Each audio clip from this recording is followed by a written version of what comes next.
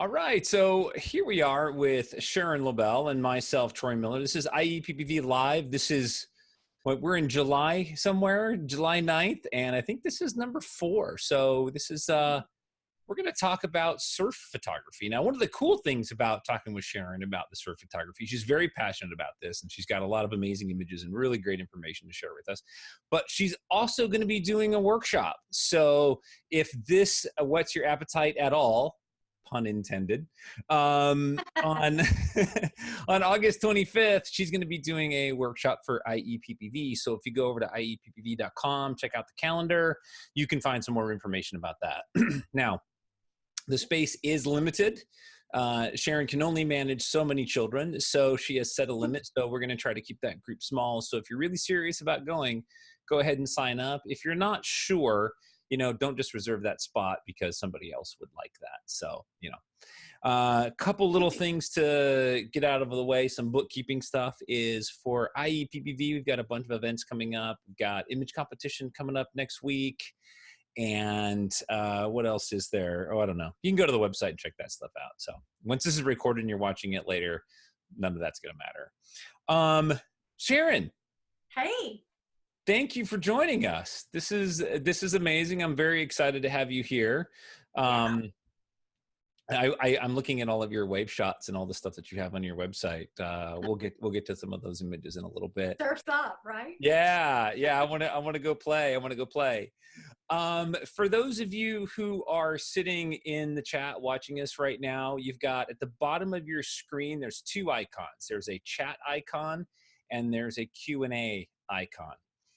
The Q&A icon, please just use that for asking questions. And basically what I'll do is I'll queue those up and I'll ask Sharon at the end or as we go. The rest of the chat, you guys are open to converse with anybody you want.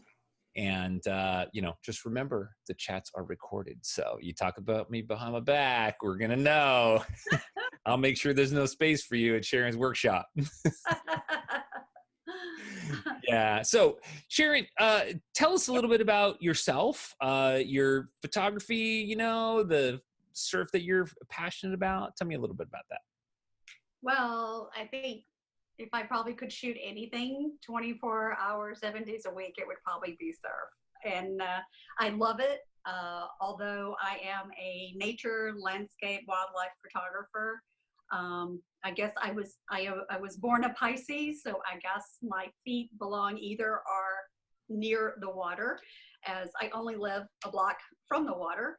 So, and I found that passion later in life. I only started surf photography 5 years ago, and it just came really natural for me. And so here I am. And I got very fortunate, and as you and I have chatted, we each have the gift of gab. So when you're on the beach, people are coming up to you and chatting, and you're just all of a sudden just the wheel just started turning, and I started meeting people, and they started seeing my images, and just one thing happened after another, and I couldn't be more happier where I am in that aspect of surf photography. Do I want more? Sure, yes. Doesn't everybody? But I love it, and there's pros and cons as in everything. But I'm hoping I can share some of my passion with everybody else. Perfect. Now you talked about doing landscape and outdoor photography because you have another business, right? Yes. Tell us a little bit about that, so everybody can kind of troll you and find out what you're doing. Right. You have actually a friend called today and says I have to look on Facebook to see where you are. So because most of the time I'm not here. And I have partnered with John Bruce, another fabulous photographer. Master photographer, he's just a great photographer. I can't say enough about his work. And we have a company called Image-Adventures, and we actually put together programs to take people out to just crazy places and places they've been or not been, and we just hone in on, finding some unique places for them to photograph. So you can find it. Our website is image-adventures.com. And we have our calendar up, and we're working on our 2020. I can't believe it's the year 2020. Yeah, yeah. So new stuff is coming up there pretty soon, and we have a great calendar working next year. It's just going to be amazing again. So, and we leave a week from Thursday for Alaska. So we have a full group going to shoot the, to photograph the humpback whales and hopefully some orcas and eagles. And we're going to take a trip over to Admiralty Island at Pack Creek to photograph the grizzly bears.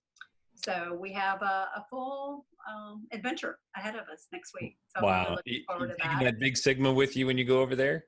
I am, and I'm trying to figure out which bag I'm gonna have to smuggle it in. You gotta show that. Like we were talking about her gear, and she went and pulled this lens out. Like, so if you want to do surf photography, you gotta get one of these. A bugle. And that's not even extended. Yeah, that's a 600, right? This is 600, so it's at 150 right now, and then pop it on out, get it out to 600. So wow. I can be pretty far away on the shore, and this is the Sigma sports lens. So I don't know if you want to chat a little bit about it. The reason I chose this one is simply because of what it's made of, because it's not going to rust, and I'm basically using it for wildlife and on the beach.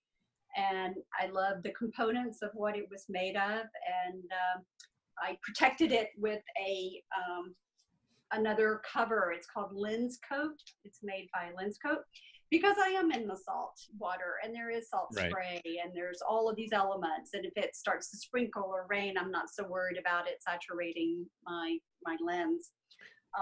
Now Sigma, Jared, our buddy, he's going to be at the workshop with some lenses for everybody to play with, right? Yep. He's sponsoring me at the workshop, and he's super excited, as I am. He'll be there early morning, so that's why I'm telling everybody don't be late, so we can get you set up. Bring your lenses, but he's got other lenses for you to try out. And he's bringing, I've got a list here, he's bringing a variety of telephoto lenses, 100, 400, 150, 600, the contemporary and the sports, because they make this particular lens in two styles. And then the 6600 and a 7200, and a bunch of teleconverters. So you can imagine adding a teleconverter to this. Right.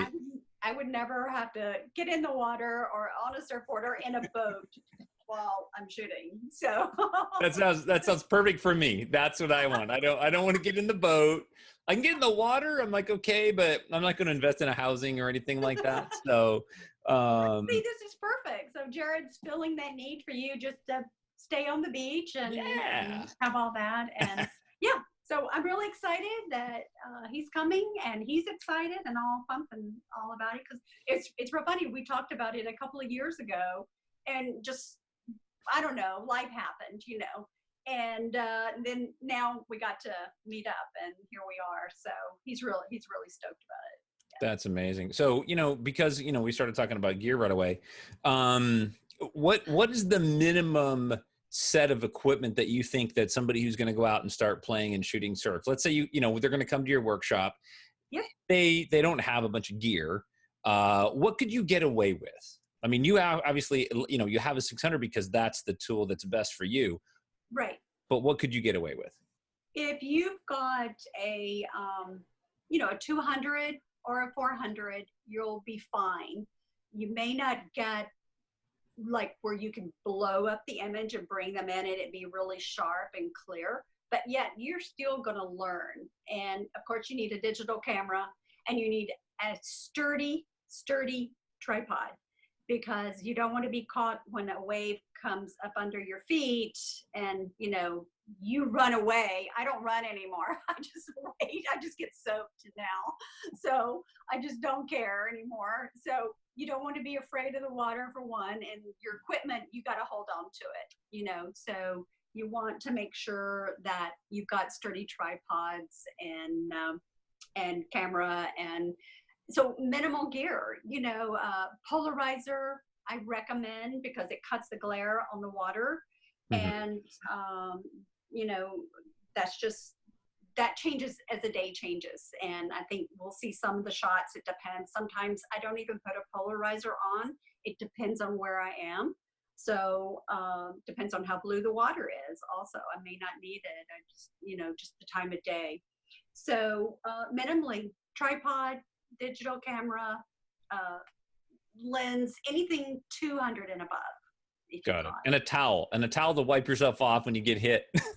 towel for your camera, a towel for your and for your lens as well, because I drape stuff over my lenses, and I'll give a little list before we before we end. I've got a little list of kind of what to bring, because you gotta protect yourself out there among the elements, as well as your camera equipment. And sometimes we Right. forget about ourselves and we only think of our camera gear. So you use a towel over your gear, right? Like you lay a towel, which Yep. is a good point, because I see a lot of photographers when it's raining, I see them putting plastic over Yep. their gear. I Now, rain sleeves. I Yep. personally don't use plastic, and the reason that I use towels is, and you can experience this for yourself, but plastic, the water will run off. So when you move or you go to peel it off, usually that water channels in the exact wrong location. Where a Exactly. towel, even though it might get a little damp, it's going to keep absorbing that water for the most part. So Right. depending Right. on your environment, sometimes. So at a wedding, I'll lay a towel over my lens, Yep. and I'm way happier with that because I don't want that water dripping. Exactly. Crack. Yeah. Exactly. Yeah. And I use, if you're familiar with Domke, Mhm. Domke, I love their Domke wraps. I am just an avid believer in those because it has two different sides to it. So you can flip those and wrap around. It's going to repel the sun. It's going to keep your cameras from getting heated up and salt spray and all that stuff on them. So I'm a big believer in those, and they make those in all sizes. Yeah. And to me, the bigger they are, the better, because you've got massive lenses. Right, So right. I see. you I want could. to cover Yeah, I them. see that. So I was going to share. I wanted to share an image with you from your website, because Sure. we're talking about lenses, and so you've got like this shot here versus say this shot here. Right. What are the lens lengths for these guys? And are you standing in the water or are you standing on dry? I'm on the beach on both. And there's a big difference of why one looks like I used a different lens than the other. Both of them I used to 600. The one that you have up on the screen, that happened to be about a 15-foot wall coming up. And that was shot on the North Shore in Hawaii. And the waves were just massive that day. They were just pumping like 15 feet to 20 feet, just one right after another. And I had met this guy a few days before because I was at the Triple Crown. And if the Triple Crown's not going off, and you get to go and play because you're not shooting there, you can go off and do other stuff. So this is a French guy that I met several days prior, and I believe this was Sharks Cove, and he was like, are you going to be out there that day? And I'm like, yeah, I'll be there. And when that wave came and he took off, the guy was flying. And Wow. I'm at 600 there. I'm all the way out. Wow. He's way Because out there.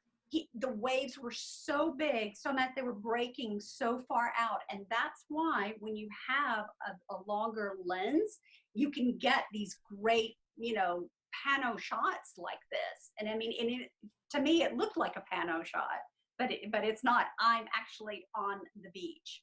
So when you're And out, So Go when you're ahead. in a place like this and you're photographing, you got somebody like this. I mean, do you make it a habit to talk to them later and say, "Hey, I got some killer shots of you. Here's my card. Let's talk." Absolutely, absolutely, absolutely. I have a on my card.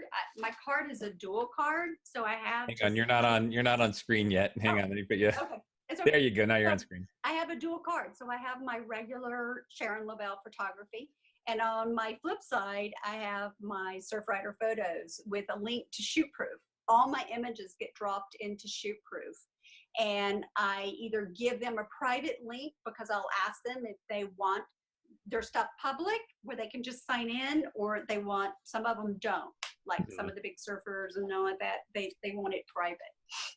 And Got it. it depends and who I'm working for. And so so I have a dual card. And when I go somewhere and I'm just passing out cards left and right, and it's especially when they come into shore, then I'll say, hey, do you I got a great shot of you, you know, and they're like, oh, really? And then I say, yeah, you want to see it? So I'll give them my hoodman and I'll just flip over and they're like, do you have a card? And I'm like, it's here in my little basket. So I have one of those freight peel, great little aprons in the middle of my tripod. So I just keep a bunch of business cards in a Ziploc baggie right in my little apron. So I just, there it is, you know, and I just give them to them. And the next thing you know, you just build up a rapport. And that's how I got started. That's literally it. I mean, I just would down one August when the waves were going off in Gillis, north of Dockweiler. And I just like, okay, you know, I'm going to try this and want to see how it goes. And I just started meeting and talking, and just one, like I said, one thing just led to another. And people says, hey, I know somebody that you could probably work for, or I know somebody in Hawaii, or you know, that's how it goes. So definitely don't be afraid to approach the surfer. If you're going to use the images, I use an app called Model Release app on my cell phone. So I'll ask them if I can use the image that I shot, or later on if I see something's really good. I always try to know who they are. I get a model release. I exchange phone numbers with them and email addresses. I keep a little book, and either or else if they've got, you know, because they don't have any way of putting paper or anything in their wetsuit.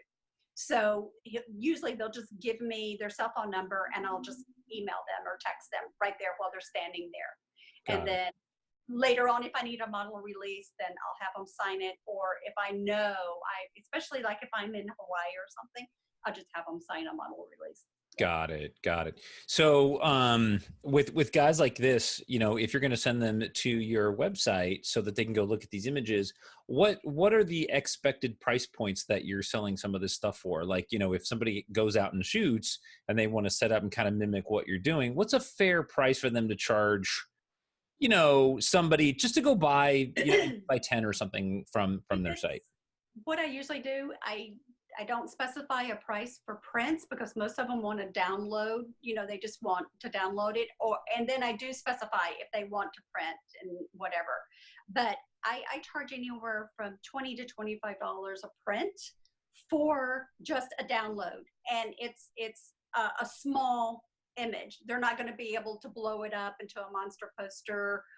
They might get like an 8x10, 11 by 14, you know, maybe at the smallest of Oh, that so end. it's better than a So, social media size image. So it's pretty yes, but small. Okay, yes, that's fair. yeah. And then if they want anything bigger and we talk about that, then I'll negotiate pricing with them. I mean, I have done anywhere, if I'm printing something and I've got massive something for them on their walls, you know, anywhere from 350 up an image.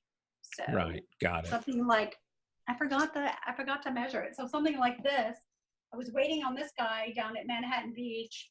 So I was waiting on him to you know, get to our little rendezvous. We the rendezvous places are usually towers, like Tower 40, Tower 42, Tower 60, whatever. So it depends on where we are, where we're shooting. So this happened to be at Rosecrans Tower, and you've got, I don't know if you can see it on the screen, but he's coming, he's checking out the water, and just the bird is here, seagull, and you can see the Manhattan here just slightly in the back. And it was early that morning. It was overcast. It was gray, but the waves they were fabulous, you know. And I just caught him in a moment to where he was all by himself coming up the beach. So I just love this image, and I printed it for him on bamboo. It's actually on bamboo wood. And also the other image, the other guy coming from the other way at a different time. He's actually a lifeguard, and I captured him walking from the north to the south, and the lifeguard tower in the back, and the palm trees kind of balanced it and all. And you know, these pieces now I've sold them, and I've had them in the Manhattan Beach Art Gallery and stuff like that. So you know, they've done well. So you have to experiment with your prints to sell them. Got it. So, That's awesome. I love those images. and these Just are to some go, of my favorite. just to go back to this image, because we were talking about like focal length and lenses. You know, we get derailed. That's what we do. So this one is you know, it's much tighter than this image. So this one, because it's so far out, even though it's a monster wave, it's so far out. What about this one? Can you tell me a little bit about this guy? Yeah, he was pretty close. This is at Pipeline in North Shore, and this was during the band's Triple Crown. This is Kelly Slater, and I know you may know who he is and who he isn't. So he's won Triple Crown numerous amount of times, and he's very respected on the circuit. And I mean, it was just a picture perfect day that day, and I'm on the shore. And I'm probably at about 400 focal length there, but still using my 150-600. And no filter. I shot this in vivid. I changed my setting to intros, and sunny was my, you know, because I'm definitely in a sunny day, and I've got the sun to my left, which would have been coming, you know, east to north that way because it was morning. Right. And so it's just, you know, when you've got guys that can really perform, and especially during these tournaments, you're going to get images like this. And here, if you're in a local beach, you'll still find guys like this because there's guys here practicing. You know, I run into a lot of different surfers here and then see them on the circuit. So just depending, again, that's why a lens like this, you know, can take me from 150 to 600. So I can get those long shots, and then I can just pull back and get stuff that's up close, or, you know, like a 400 also. So. Now you're shooting with a 150 to 600 on a D500. I am. Yeah. Yes, so you're I'm a prop frame. So you're cheating a little bit. Okay. It So, works. I'm not cheating. So it's really more like a 225 to 900, right? Yeah, like, okay. Kinda. Yeah. Okay. But So it's not broken. I'm not gonna fix it. So we need to change that minimum requirement. So, you know, when you said a 400 for us full framers, that's like a 600 that's for 600. us. Yeah, you're all the way out. Yeah, you're gonna be all the way out.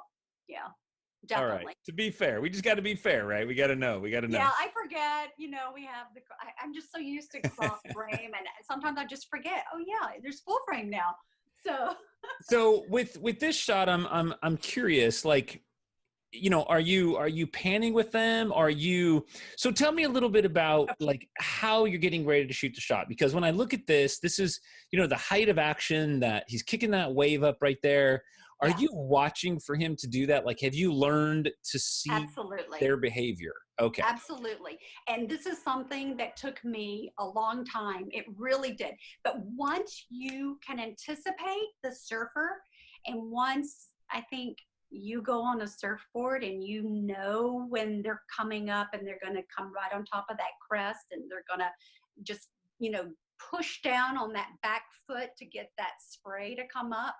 And the turn and the anticipation, I mean, she's not falling here, she's turning. Right. And so are you I know, right? I mean, you almost can just feel it. You have to feel the surfer, and you just got to kind of put yourself into their body more or less. Hmm. And so the anticipation of it is learning it. You have to really, I mean, there's thousands of images I threw away, because nothing, I missed it. I was too late. I was too early. So I stopped. at what point in this shots timeline do you start pushing the button? I mean, is it like, oh, she's approaching a wave, I'm just going to hold the button down through the whole thing, or do Yeah. you wait for a slightly before the peak action? Some of both. Some of both. When they're coming off of a wave, say they're on their belly, they're on the surfboard and they're on their belly and they're coming off the top of the wave, getting ready. When they start to come down and descend off of that wave, that I don't know if I have one on there or not, just to start watching. Don't take your eye off of them, fingers on the trigger. And when they do their first move, it's like they're coming up along the water. It's like a gliding motion, and they go up. You start shooting. You don't let go. I You had to stick with it. And if you've got 9 frames, 12 frames, or whatever you've got, you just stay with them. And then if you have to let off the trigger, pray you didn't let off when it was the major spray. or you filled the buffer. Exactly. Right, And right. I've heard it going, like that, and then wait and go down. But I've kind of learned when I can stop and let off and then hold it down again for another 9 frames. And what sometimes I think is great, a great shot, the surfer doesn't like, and he'll like something else. And they love to see the series when they Right. came off of the top of that wave and they took that first plunge, I call it. It's kind of like a plunge down into the wave and across it.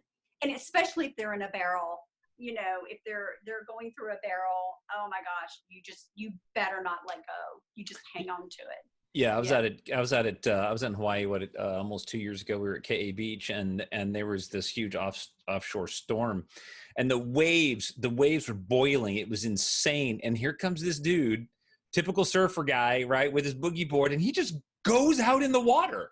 And I'm like, oh my God, he's gonna die. He's gonna die. I know he's gonna die. And his buddy comes over and he's like, oh yeah, this is Travis, and Travis is a pro bodyboarder or whatever. And I'm like, oh, maybe I should photograph him. Yeah. Oh my gosh. Was he doing tricks and flying upside down on his No, he wasn't doing that because the waves weren't good enough for that. But there's this sequence. You talk about like what images do they want? But there's this sequence of him coming across the wave, and then he rolls and like dives back into the wave. And I showed my buddy Peter. You know Peter Levshin, he's an old surfer. And I'm like, yeah, I got a shot of him almost falling off the board. And Peter's like, oh, he's not falling. He's like, look at the right side of the tube. It's closing. And I'm like, yeah, I have a lot to learn about surf, Yeah. So that's what you're watching for. You're watching for all those telltale signs of when they're going to move, when they're not going to move. Okay, got it. And that comes with, it just is anything else, Right. Whether we're photographing, it's practice, practice, and practice. And it's all, and every day is different. I could, one day could be totally bright, sunny, and the next day it can be overcast, and the next day you can have rain. So, it's just, you got to be there. You can't be in the house or in your car. Right. To get that shot. You got to just do it. So a little shameless self-promotion of F64 Live. I just booked Peter Reed Miller today. He's officially coming to F64 Live, and he's a Sports Illustrated. He used to photograph for Sports Illustrated, a lot of sports stuff. So very much like what you're talking about. And if you want to practice, if you come to F64 Live, you can practice with him because we're going to be doing a sort of football runs and stuff in the back. And he's doing the same thing, right? Like you've got to know. Exactly. I could photograph motorsports all day long because like that's my thing. I can read, oh, he's a little out of control. This is going to be good. But surf and football, and I have no clue. I have no idea where that's going. So and it's practice, and you got to know when, like football, the guy's going to get ready to pass the ball off, when he's going to throw, and all of that. And of course, and then I got into watching a lot of surf movies, surfing movies, and then I would watch the surfing, championships on TV. And you start to anticipate and see their moves, and you just kind of know how they're gonna come off of that wave. Yeah, and you just Right. go, So, Clinton asked a question, like, because you shoot Nikon D500. What kind of focus settings are you using? Because there's single, there's yep. continuous, there's I shoot. Okay, so I wrote these all down to go over for the workshop, but I'll share them. I won't share all of them, but okay, because you got to come to the workshop. Yeah, because now I will say, like, for those of you that are shooting mirrorless, you do have kind of a cool advantage with mirrorless, is that you can lock onto a subject, recompose the frame, and that with the Nikons, the Canons, and the Sonys, it'll track your subject. So if you're not Yep. familiar with how to do that, practice and learn that, because that's Yep, really cool. definitely. So I shoot in manual. So, and then I usually have Manual focus or I manual shoot in exposure? manual exposure, manual mode, Got it. and my shutter speed is extremely high because I want to freeze the action. I want to freeze the water. I want to freeze the surfer. Okay. Good point. I was So going to ask you, what is your minimum shutter speed for, freezing, like the water, like sort of like the spray that we saw in those images? that's probably about 1,000 or 1,250 minimal. Wow. Okay. That's high. It's high. You have no idea how fast they're going. You don't want to get hit by one of those guys. They're going fast because you blink, you've missed them. They're going fast. Those waves are turning. You ever sat and just watched a wave come in and flip over? Just how fast they come in. Oh And yeah. the higher they are, the faster they are sometimes. And so it's pretty pounding. So they want to get in there and get under that wave and get out. So you've got to be shooting fast. So these are like a thousandth of a second right here, roughly, these images. Exactly. Okay. Yeah, 1/1000th of a second or 1/1250 of a second. Got it. If I'm very seldom at 1/800th of a second. Very, very seldom. It's I can't even really remember the last time I was. And I'm at my f-stop like 7.1, 8, because I want them to all be in focus. So, and then of course, I'm changing my picture control, my white balances and things like that. See, like this one, you got the pier in the background. I don't necessarily need that all in focus. Like you can see the island off in the back. This was at Huntington Beach. I'm on the south side of the pier. I've got early morning light to my right, to my left. I'm sorry, and they're surfing to the right towards the pier. So I want that background kind of soft, and I want them all in focus. So I'm 7.1. I mean, you see how fast, can you feel the speed of this guy? Oh yeah. Yeah. It's just, and if you don't, and look at the wave coming behind him. Right. You see the wave breaking already behind him. And this was right out front here in Manhattan Beach at El Porto, where we're going to be in August. Oh, nice. So, nice. Okay. we get some nice waves here, and that's one thing during the workshop. I'm going to go over settings. I'm going to go over picture controls. I'm going to, go over a lot. I'm going to go over everything. So I'm assuming you're in continuous autofocus all the time, right? And then continuous high. Right, continuous high. Well, that's that would be for your frame rate, continuous high. Right. But your focus mode, are you using like single point, 9 point, 25 point? Because on the Nikon, you can choose like how many focus points are around the center. Yeah, so I'm on full of those, like 55 points, I think. Right. Okay. Yeah. And then my matrix setting is not spot. What's the other? I forgot. I wrote it down. Let's see. What is it? Spot matrix. Spot matrix. Yeah. Right. Got it. Yeah. Yeah. The matrix is the metering. Yeah. So that's how that's. Yep. So you're keeping everything in focus, and I always keep my focal point right on their face. So when I'm zooming in on them, and I use my back button for focusing. My little focal point is right on their face.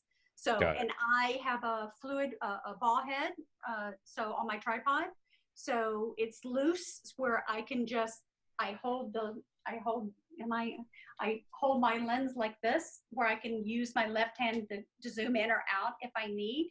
And then I've got holding my camera in this hand, and I'm like this, and I'm able just to follow them all along because Oh, I nice. loosened it, from my ball head. So I know I can go up or down or ever which way I need to go. And then I just quickly hold it and lock it down if I need to, to change anything.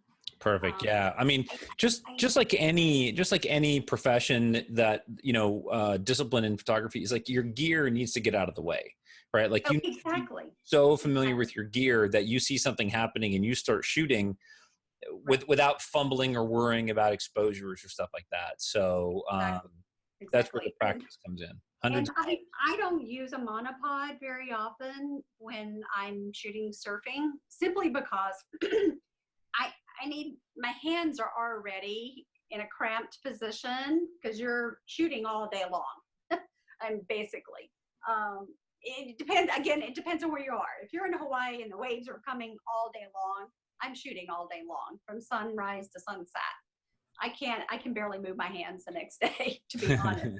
And then when I'm shooting locally, it's usually, our tide here is usually early morning, and we might get a second tide late in the afternoon.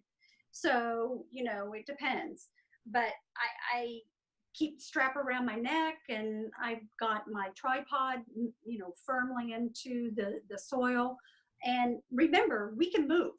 We can move. So if a guy's, you see a guy down there you don't know, and you're getting some really good surf, you've seen some really good moves out of his surfing, you want to go down there, you want to see him. Now, So, what's sort of the proper etiquette? I mean, you walk out on the beach, there's these guys out there surfing.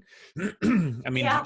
you need to get their permission? Do you like, is there like a bucket? You leave them snacks and then they're happy with you? Or, I mean, Girls are so much cuter. That's just I me. know. Hey, what can I So I say? need a bikini with a, Yeah, okay. exactly. You just have to. No, all joking aside. No, I mean, proper etiquette is, they know you're photographing them. They know. And some of them just ham it up, Yep. they're eye candy to me. They're eye candy. I mean, I'm like, holy cow. I mean, they're not just a surfer. These guys are attorneys and pilots and doctors and everything else, and this is their escape. And then there are those that are just a surfer every day. There are retired guys, there's young guys, there's old guys, there's everything. And it's not all guys. There's kids, little Gromans, and then you've got the women. There's a lot of women surfers today. So I just try to be nice and make eye contact with them. And I usually just, hey, I got a great shot of you, would you like my card? And sometimes they'll say, no, that's okay, thanks, but thank you for photographing me. I hope you enjoyed it. And yeah, I'm like, great, have a nice day, And then I may see them again down on the beach. Right. 2 or 3 days later, another week. Next thing I know, the guy's coming up, tapping me on the shoulder. Hey, I saw you a couple of weeks ago. Do you think you could send me that image you got? Or, I got to thinking about it and I should have got your card, or blah, blah, blah, like that. So it's just being nice, and don't just like you're out there trying to just gig them for, I charge $25 an image, There are some guys out there. There's an old guy that shoots down here all the time, and you're not getting anything unless you pay $20 an image from that guy. Nothing, not even a little piece for your iPhone. So that sort of leads me to one of the other questions was, you've got a group of new photographers standing in front of you and they're going to go shoot surf. What do they need to know? What are like 3 points that, look, don't even take your camera out of the bag until you know these things?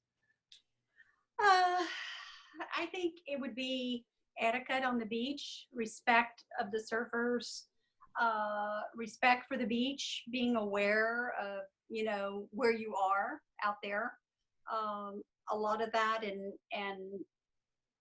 you've got to be aware of anything that's around you and where you are.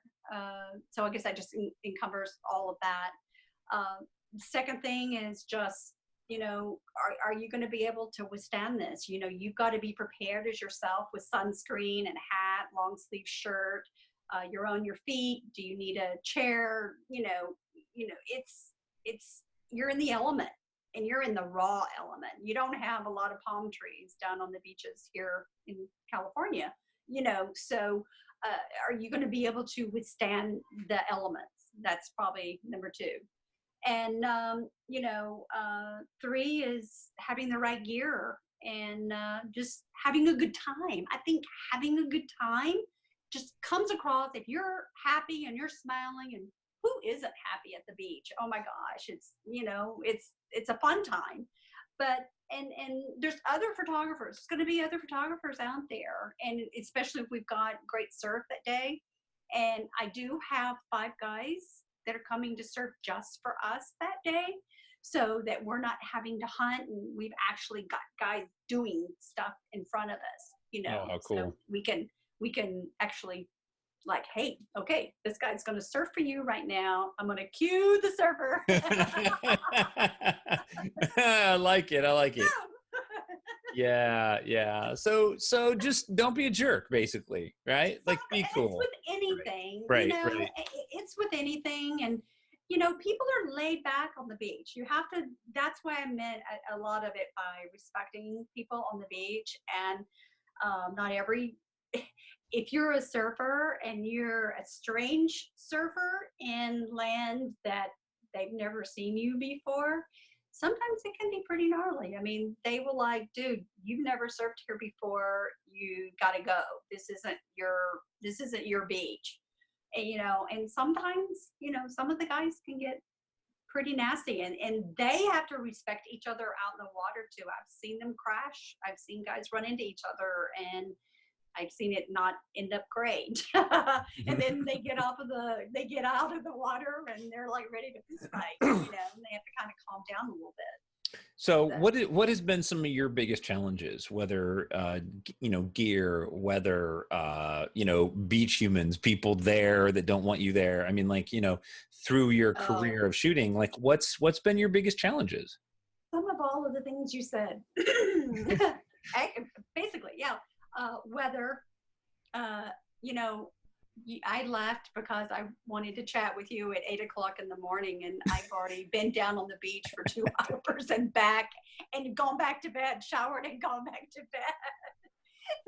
So, you have to be willing to get up early.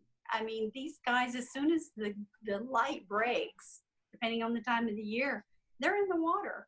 And you'll get some of the most amazing images that early in the morning. And I know everybody's probably like 7 o'clock, to start a workshop at 7 a.m. Well, it's like the sun's going to rise and the sun's going to set no matter what. And the surf is going to rise, and we're going to get, the proper waves and all that we want. And if we're not there, we're going to miss it.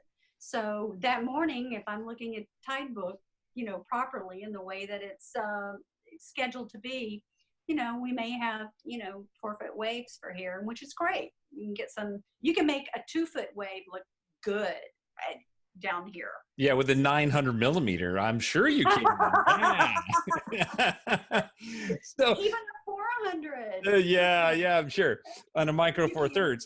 So, it's all challenging, and yes, I've been asked to leave a beach before because that was their beach and they didn't want to be photographed, and I'm like, okay, I respect that, and so it just depends on where you are in the world, where you're photographing. Yeah, so. Doesn't do any good to argue over that stuff. Nope. It gets nobody anywhere. And even if you were to win that argument, like, how good are your photos going to be now?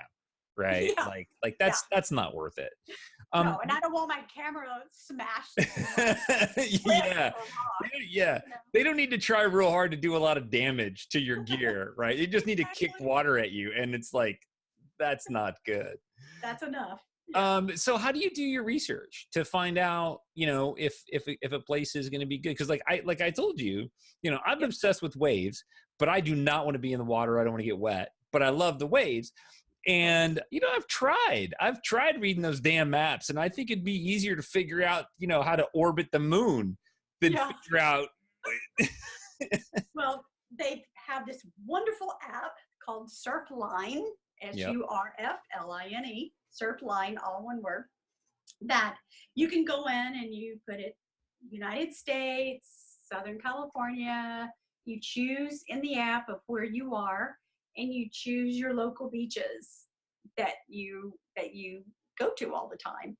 And I have beaches from Morro Bay all the way to San Diego on my app because that's where I normally shoot, from Morro Bay to San Diego. And so you can check the morning surf. They have webcams. You can actually see if the surf is high that morning. It gives you a graph that will let you know the time of the peak of the high, when the tide is high. So I know I can go out there. There you go. And are Yeah, you in El I had Porto? a subscription to this, I and love it. Yeah, that's it. it's amazing on the phone because you can actually, because you mentioned Morro Bay, so we would go up to Morro Yep, Bay and correct. be like, I wonder how good. See, no, but it's going to keep asking me because I don't have a freaking account. But this is basically what you're talking about, right? So that Exactly. Yep. And there's more to it. When you have an account, it's going to give you graphs, and it's going to give you today's forecast, tomorrow's forecast. It'll go all the way out for a week. So if I'm going to Hawaii or I'm going to Bali in a couple of months to right. photograph surfing, so I'm really excited about that. So I've already got the beach, where I'm going on already scheduled on my graphics. So I know when high tide is, and I mean, I'm sure everybody's going to be telling me when it is. So, and I know I have to go to work. So anyway, that's how that works. Okay, And so you're using Surfline. It's like $60 a year, I, right? I think that's yeah, what it is. it's if you're a surf photographer, it's worth it. It's worth every. Yeah, And also, I have. I bought it for a year. We went to Hawaii twice in one year, and then running up and down, and it's super cool because I can just watch like, videos continuously. You can watch the wedge, Yes. Yes. 24/7 if you want. Just Yes. like, oh, yep, there's You the can watch. wedge. Yep. You can watch all of it. And I mean, I see people surfing down here at El Porto, and I'm like, whoop, I better go down there. I better go to work. you know. And then the Los Angeles County Surf Association, which I've worked for them several times and shot a lot of their photos for their surfing events. And they have furnished us with some tide books. So they publish these tide books every year. And so I'll have these at the workshop, and I'll teach you how to read the tide charts, and I'm going to teach you how to read surfline charts. So those are a couple things that we're going to learn before we go in the water and start shooting, or on the beach. And we're So not at going like in the water. I'm not going to take you 30 a.m. Is that when we're going to be talking technical details? at 7. Oh, I might You still better be in come my the night room. before. You better come the night before. So anyway, they're really nice to give us a stack of these That's for us. cool. So we'll have those, and that's basically. I mean, of course, you can just drive to the beach and hope you get a nice wave or two out there, and there's some guys on the beach, but That doesn't always work. I mean, I've that's been not. lucky to be in some places. We were in Cayucos, and Yeah, yeah, the waves were insane. They were almost to the yes, bottom of the pier, and we walk out there, and I turn back, and here comes a guy running with his surfboard, and he's like zipping up his suit, and I'm like, that dude's gonna jump off the pier. And he yep, did. And I got yep. like this 9-image sequence of him diving he jumps off the pier with his board. And just before he hits the water, he throws the board to the side. And Yeah. I'm like, that Listen, was to awesome. me, these guys fearless. These men and women that are out there, they're fearless, and nearly everyone I've talked to, of course, has been surfing since they were old enough to start walking. You know, they're water babies, they're swimmers, they have a passion and a love for the ocean, and they Mother Nature is their tranquility, their peace and quiet. So do you have any places that people can go that you use for inspiration? I mean, are there websites that you like to check out where there's a lot of good surf photography? Are there particular other surf photographers maybe that you admire or you watch or you follow? No, not really. I'm sorry to say that. I'm like, Randomly. gosh, I can't even think of. I mean, I love like Clark Little. I love, his water emotions. He does a lot of that. Are you familiar with Clark Oh Little? yeah. Mhm. So I mean, he's just got beautiful images, and I met Stan Munoz. I don't know if you pronounce it Munoz or Munez.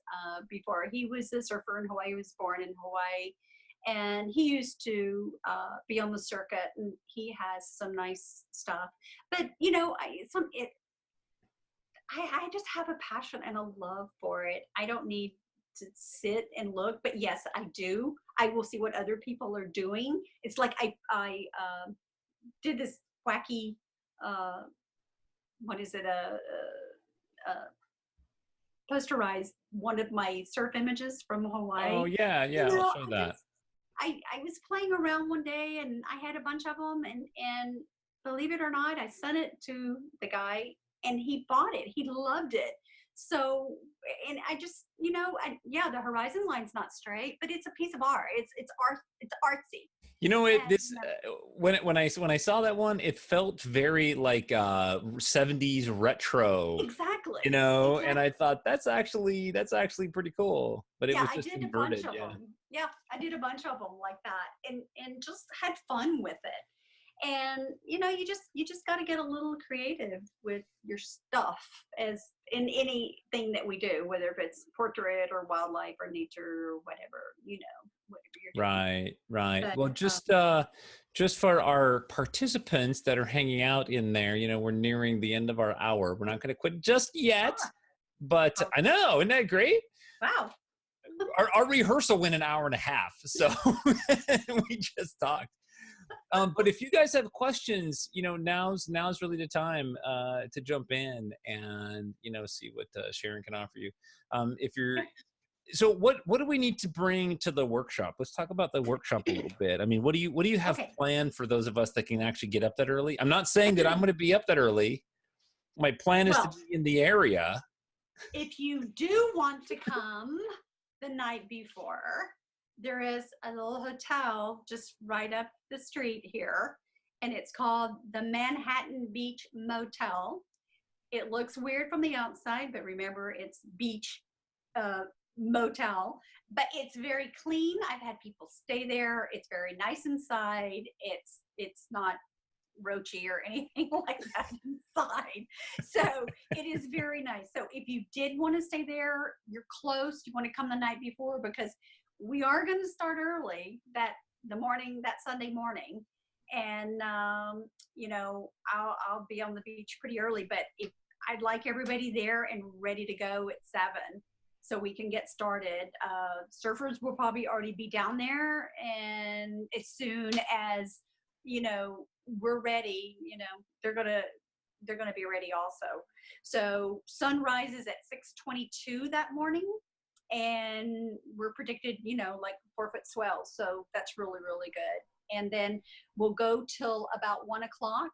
And that's a long day till 1 o'clock. And then of course there's second swells that comes in the afternoon. We have longer days now, so I would advise you've driven that far and you've come all the way here, put what you learned that morning into practice that afternoon, because the swells that evening, the second high tide's around 5:45, and it's going to be between 5 and 6 foot. So that's going to be really good. But that's what's predicted. It can change. We can have big and we can have small. So it's Mother Nature, you know, so we have to be prepared, and we'll do the best we can with whatever, you know, she gives us that morning. So bring what to bring. Of course, camera, tripod.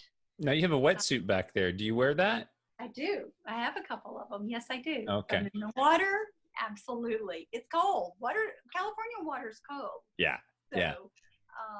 but it's been like 69 degrees lately, so it's not too bad. It's really not bad.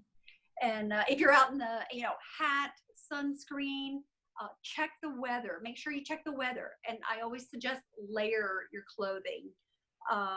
You know, you can bring, you know, wear a swimsuit, whatever. But, you know, bring a beach chair, towels. You know, there is where we're going to be, and I think it's listed also on the registration. There's a parking lot right where we will be. So at El Porto, and there is a snack shop and bathrooms, and you can park there, and we're going to be set up directly out in front of that. And I put the my little rainbow windsock will be hanging on my tent. So I have a canopy tent, and I'll hang that, and you know, just look for that, and look for Sigma pop-up tent also. Cool. And We got a couple questions that I'll run through. So Annette asks, is there a specific angle of light that works best when possible? Like, do you shoot midday or only afternoon, morning? Or I'm guessing if there's waves and surfers, you shoot in that, right? I am.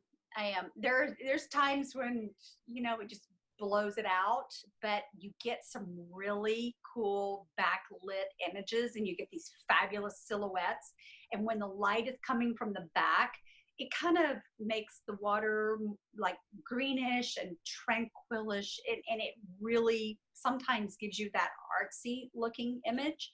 So if you've got the light, that's great. Backlit works, and I like it, and I have shot it. But that's why I go early morning, and that's why I'm calling the workshop for early morning, because the sun's going to be rising behind us. So we're going to have light facing the surfer. So if he's a right foot surfer, or if he's going to be facing us coming into the light, which is a lot better. It lights up your guy. If he's a goofy footer and going left, and we've got sunrise here, you know, you're going to have to do a little tweaking in post-production if you get too many shadows on his face, or you move and you see that guy's going left, which they call a goofy footer, going left, then you want to get in the angle to that side. So we just make all kinds of adjustments. But so do you have some beaches where our beaches are set, the way our beach is, right? You've got sunrise behind us. So, and that's perfect for the right. So do you have beaches that you like better because the light there is better? No, I love them all. I love them. West facing beaches, of course, are going to give you light from behind. Of course, and yeah. The way our coastline goes, we get a little bit of everything. And we've kind of got like, you know, a southwest facing beach right here in front of us. So I'm realizing that if I wanted to be a surf photographer and I wanted good warm light, that I would need to be on the East Coast so I could photograph at sunset. Because I don't want to be up at 7 very often. That's right. All right. Or else you go to Hawaii and nothing starts till 10. So this is true. But they surf all the time. They surf all the time. It's like one of my favorite places. Yeah. Just one last question, I guess. Nick is asking if you ever use like a Wimberley style gimbal tripod head. You know, that's the one that it kind of drops if you let go of your gear. No. You know, it balances. Yeah. Yeah. You just don't let go of your gear, right? I just don't let go. And that's why I keep the strap around my neck, because, you know, I have sometimes forgotten I'm on a monopod. And I'm like, whoa, and grab my gear, you know, like there, I see it falling. And because I'm so used to being on a tripod and using, and I just keep that strap around my neck, and it just, I can just pick everything up and run if I need to, you know. Right. So I've been injured a few times on the beach. So I'm pretty, Ken Skloot is the guy who got me back in the water, believe it or not, after a major left wrist shattered. And at West Coast School, we were out shooting surfing, and I was terrified. It was my first time back to even get near the water, and I was terrified. And he's like, I'm going to get you back to that water. You have to go near the water. You have to go near the water. And I'm like, oh my God, I'm so scared. He goes, come on, I'm going with you. And so we were about knee deep, out there, but he Nice. got me back in, and I just like, okay, I'm done. I'm fine. And then I had all these great shots, and there were these 4 surfers walking up, and it was beautiful. The light was starting to set, and had real pretty purple sunset and all going. And there was these 4 kids coming by, and I'm like, hey, do you mind? Can you guys pose for me for just a moment where I take a couple of shots? I'm taking a class, and they're like, sure. And it's on my website too. I was just gonna go in there. I'm like, I think I know which one you're talking about. You know which one I'm talking about. And I asked these 4 guys, it was like, not that one right there. And when that popped up in class, Ken's like, whose image is that? And I said, it's mine. And he goes, oh, my little scaredy cat in the water. That's awesome. So yeah. So, but I mean, I love it. I do. And I hope everybody else can come down, and we'll have a fun day. If nothing else, there's some good food down there, and I think it's a beautiful day. And there's a lot of nice people on the beach, and we'll have fun. We'll have a fun day playing. Just get to hang learning. out. Yeah, that'd be awesome. Have a fun day playing. Yeah. Well, that's it, Sharon. Thank you. I didn't even get through all my questions, as I knew I wouldn't. But that's okay. That saves some stuff for the workshop, which is perfect, because it's like any photography genre that's out there. I mean, there's a skill set to this. There's a mastery, and I look forward to coming out there, and if I can get it. Come the night before, and listen, if anybody wants to call me or has questions, do you want me to just, I don't know. Don't keep your number on here, because I'm going to record it. Okay. But what we can do, you know what, everybody, if you guys want to get a hold of Sharon, you can just email troy@ieppv.com, and I'll make sure that you get a direct connection to Sharon. That way, if you have any questions for her, and then, we'll get email is best, because I am on the road and out a lot. So email is best, because I can just pick that up and, email. Hey, why don't you tell everybody your email? It's Shutterbug Sharon, SHUTTERBUG, Sharon, SHARON, @AOL.com. Perfect. No. All right. Awesome. Everybody on the beach knows me as Shutterbug. They don't even know my real name, I don't think. All right. Well, thank you. I'm going to go ahead and stop the recording. Thank you guys for being here. That's it. Check out the IEPPV.com website for more information. And don't forget to check out F64 Live, and check out Sharon. Yep. Her workshop. Yep. Thank you, Sharon. That's awesome. Thank you. I hope you enjoyed it.